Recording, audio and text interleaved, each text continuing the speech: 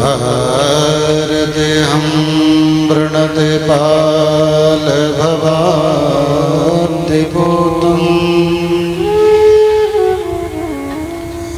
वन्दे महापुरुषते चरणारविन्दं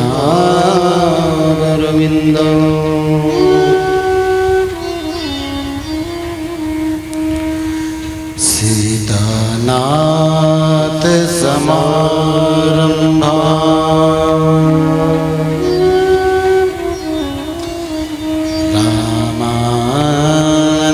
रामानन्दार्य मध्यमा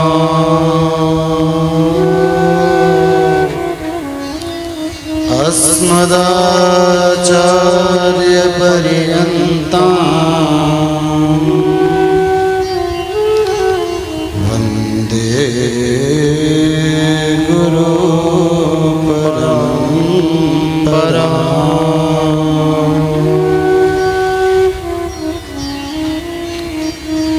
मङ्गलं भगवान् विष्णु मङ्गलं गरुडध्वज मङ्गलं पुण्डरीकाक्षं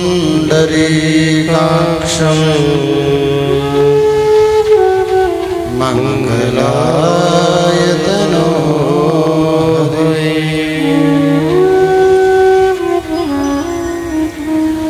बुद्धिहीन तनु जानिके सुमिरो पवन कुमार बल बुद्धि विद्या देहु मोहि हरहु कलेश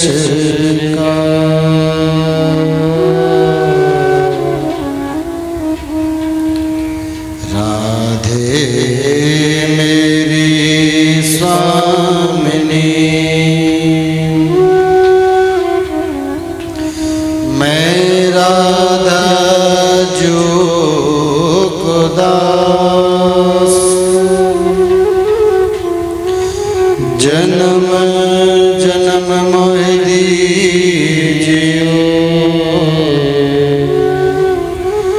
श्री चरणन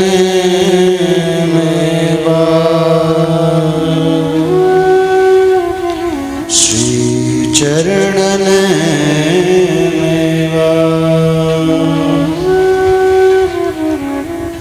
बोले सत्य सनातन धर्म की जय, आज के आनंद की जय, वृंदावन बिहारी लाल की जय, उत्तराखंड धाम की जय, इष्ट कुल देवताओं की जय, सभी पितृ देवताओं की जय, संत समाज की जय, आज के आनंद की जय जय श्री राधे, जय जय श्री राधे, जय जय श्री राधे।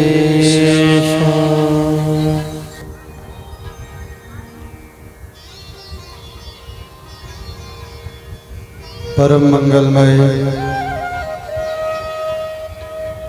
परात्पर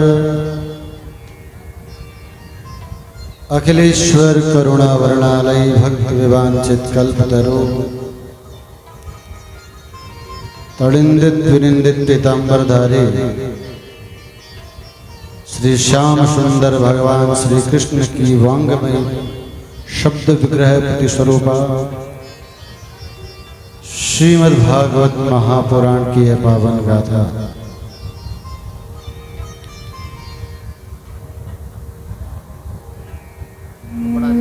रावत परिवार के द्वारा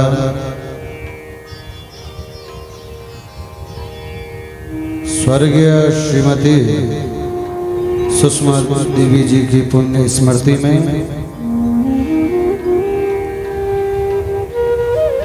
रावत परिवार के द्वारा दिवंगत आत्मा की शांति एवं रावत परिवार अपनी मनवाणी को पवित्र करते हैं। तो आइए बड़े परमात्मा के स्वर में उसके स्वरूप में ना लगे तब तक मन हमारा उस धराधाम पर जाता नहीं। सत्य नारायण नारायण नारायण सत्य नारायण नारायण नारायण सत्य नारायण नारायण नारायण सत्य नारायण नारायण नारायण ओ विष्णु नारायण नारायण नारायण ओ विष्णु नारायण नारायण नारायण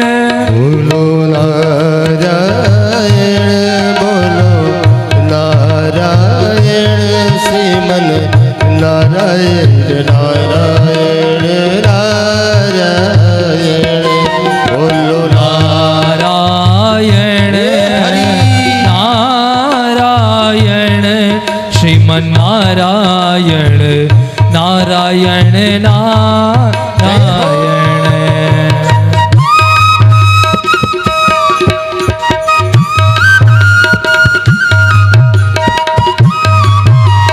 ऐसे उस बद्रीनाथ धाम में आज चार भैया सनक सनंदन सनातन और शनक आज नारद जी की मन की भावनाओं को जानकर आज कहते हैं कि देवर्षि नारद सत्कर्म तो श्रीमद् भागवत की कथा ही सत्कर्म है।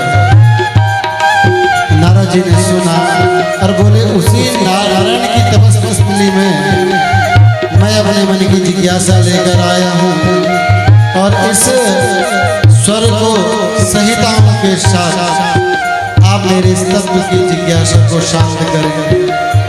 चारों भैया ने भगवान नारायण का ध्यान किया, प्रणाम किया। श्री राधे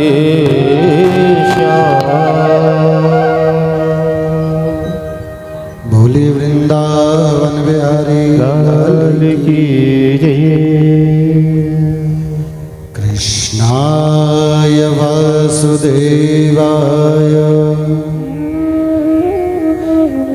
हरये परमात्मने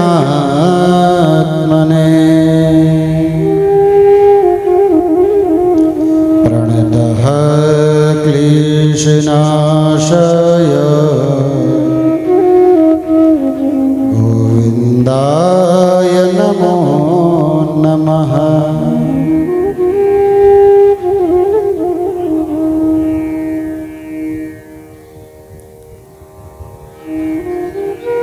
आइए सभी धर्म प्रेमी जन इस भगवती गंगा जो भागवत के रूप में यहाँ पर आज से प्रारंभ होकर सप्त दिवस पर्यंत इस भगवती गंगा भागवत की धवल धारा कि अवरल धारा निरंतर बहती रहेगी और इस धारा में राधा नाम को लेकर हमने अपने तन को मन को शुद्ध करना है।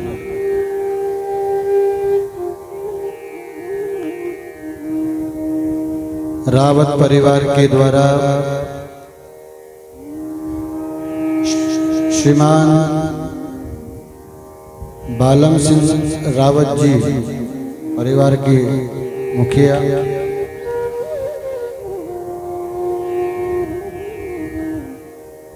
आपकी धर्मपत्नी स्वर्गीय श्रीमती सुषमा देवी जी शरीर शांत होने के बाद मन में बड़े विचार थे, लेकिन भगवत इच्छा से पारिवारिक घटनाएं घटती गई और आज 2025 में यह कार्य संपन्न हो रहा है। उस दिवंगत पुण्य आत्मा के ये पुण्य कर्म थे कि इतना बड़ा सप्ताह ज्ञान महायज्ञ आज रावत परिवार में संपादित हो रहा है। हम भागवत करवा रहे हैं या हम भागवत कर रहे हैं, ये दोनों ही बातें असत्य है। सत्य तो ये है कि उन भगवत इच्छा से और पितरों के पुण्यों से हम इस भागवत की कथा को श्रवण कर रहे हैं।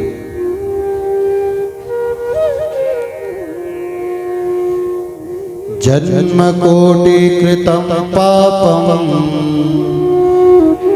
नश्यते नात्र संशयः। करोड़ों जन्मों के पापों का शमन करने वाला जो ग्रंथ है वो श्रीमद् भागवत है। जिस भागवत की कथा आप श्रवण करने के लिए बैठे और ये भगवान का वांगमय स्वरूप है। जो पोथी यहाँ पर रखी है ये कोई साधारण पोथी नहीं है। श्रीमद्भागवतख्योऽयं प्रत्यक्षं कृष्ण एव हि।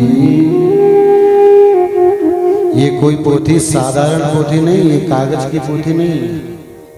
भागवत जी में भगवान कृष्ण स्वयं कहते हैं कि कलिकाल में अगर मेरा स्वरूप कहीं है तो कहाँ है? श्रीमद्भागवतख्योऽयं प्रत्यक्षं कृष्ण एव हि। श्रीमद् भागवत के एक एक शब्द में मेरा ही स्वरूप है। शब्द विग्रहित वही भगवान स्वयं वांगमय स्वरूप है, शब्द विग्रहित स्वरूप है भगवान का। आज उन पितरों के पुण्यों के कारण भगवान का वांगमय स्वरूप रावत परिवार में स्वयं विराजमान है भगवान। और उस दिवंगत आत्मा या रावत परिवार के समस्त पितरों की उद्धार मोक्ष की कामना के लिए रावत परिवार के द्वारा बड़े ही तन्मयता के साथ यह यज्ञ संपन्न किया जा रहा है।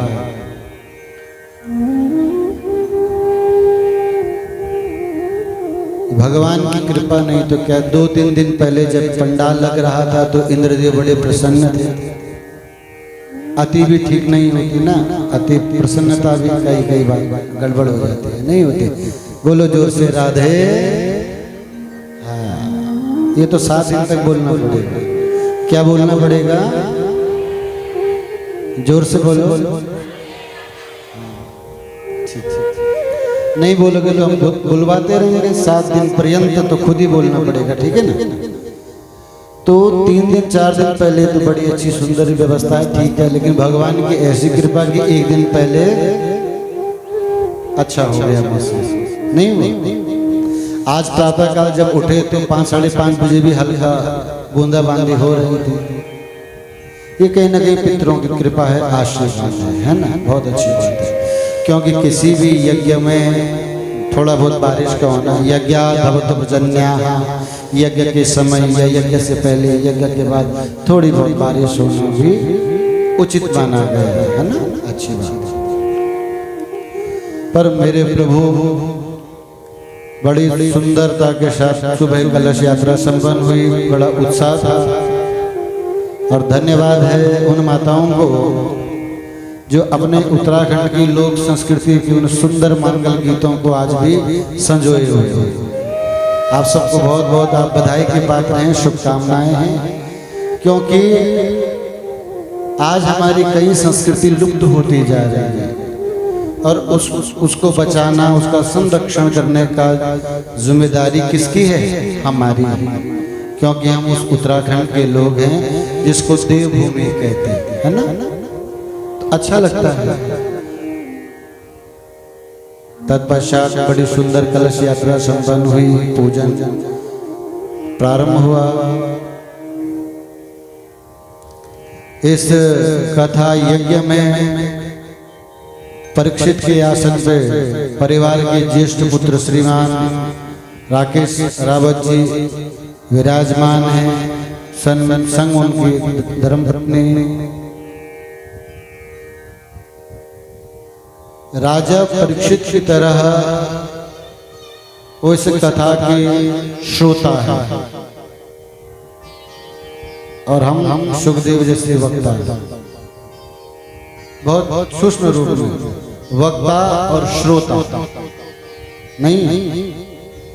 भागवत में दो ऐसे लोग हैं जो संसार में आने से पहले भगवान का दर्शन कर चुके हैं। कौन कौन से? एक भागवत के वक्ता और एक भागवत के श्रोता। सुखदेव मुनि 12 वर्षों में मां के गर्भ से जन्म नहीं हुआ। भगवान स्वयं दर्शन दिए कि पुत्र तुझे मेरी माया नहीं घेरेगी। तब 12 वर्षों में जन्म लिया। और राजा परीक्षित मां उत्तरा के गर्भ में थे। अश्वत्थामा के द्वारा ब्रह्मास्त्र छोड़ा गया तो अपने भक्त की रक्षा के लिए उत्तरा के गर्भ में भगवान परिणित हो गए और अपने भक्त की रक्षा की। तो जिस भागवत के श्रोता और वक्ता दोनों जन्म से पहले भगवान का दर्शन कर चुके हैं, ऐसे श्रोता और वक्ता को कौन संसार चल सकता है? ये सत्य है। बहुत ही सुंदर समस्त यजमान परिवार के इष्ट मित्र बंधु एवं यज्ञ मंडप में प्रतिष्ठित सभी देवताओं को प्रणाम। यज्ञ यजमान परिवार के कुल पुरोहित जी तथा यज्ञ के आचार्य जी ने आज सुबह से प्रातःकाल 7 बजे से पहले मुख्य यजमान का अष्टविधि स्नान कराया। गंगा जल गौमूत्र गोबर से ये यज्ञ की परिपाटी है जिसको आचार्य जी ने बहुत सुंदर संपन्न कराया। प्रायश्चित यज्ञ हुआ, बड़ी सुंदर कलश यात्रा के साथ प्रातःकाल का पूजन संपन्न हुआ और फिर आज पहले सत्र की भागवत की कथा में हम सब लोग विराजमान हुए हैं। तो आइए आज प्रथम दिवस के इस भागवती गंगा में गोता लगाते हैं। इस 50 कोटि योजन विस्तीर्णम भूमंडलांतर्गते 50,000 करोड़ का ये ब्रह्मांड है। कितना? 50,000 करोड़ योजन का।